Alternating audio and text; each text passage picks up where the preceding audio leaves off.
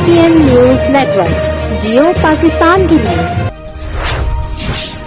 खबर शामिल करेंगे सांगला हिल से, जहां मरकजी रिजवी मस्जिद में मुहर्रम उल हराम के सिलसिले में महफिल मुनक्कद की गई। हमारे नुमाइंदे मलक मोहम्मद वारिस की रिपोर्ट के मुताबिक महफिल की सदारत पीर ज़ियाउल मुस्तफा रिजवी ने की।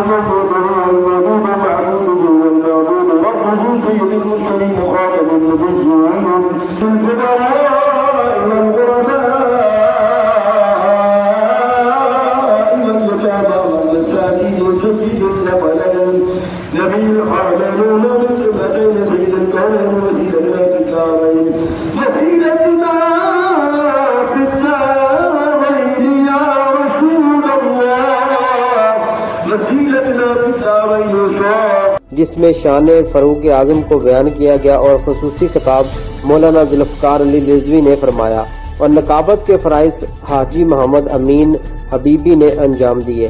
मिन जानिब अंजुमन मलाद मुस्तफा सांगला हिल।